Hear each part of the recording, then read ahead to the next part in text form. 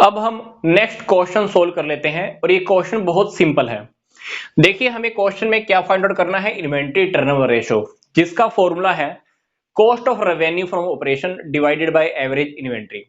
अब क्वेश्चन के अंदर हमारी रेवेन्यू फ्रॉम ऑपरेशन तो दी हुई है कितनी, 2 लाख।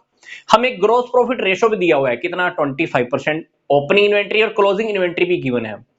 तो क्वेश्चन की इस इक्वेशन से हमें inventory turnover ratio find out करना है।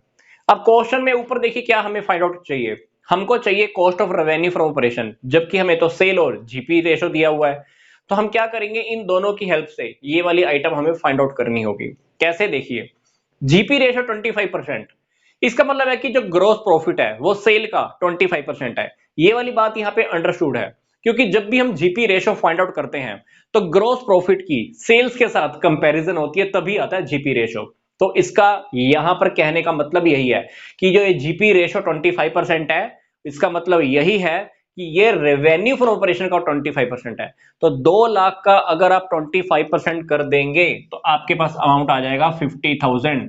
तो रेवेन्यू फ्रॉम ऑपरेशन में से अगर आप ग्रोस प्रॉफिट को माइनस कर देंगे तो हमारे पास आ जाएगा 1,50,000 का amount, that is cost of revenue from operation. अब डिवाइड किससे करना है, एवरेज इन्वेंट्री से। Opening inventory plus closing inventory divided by 2।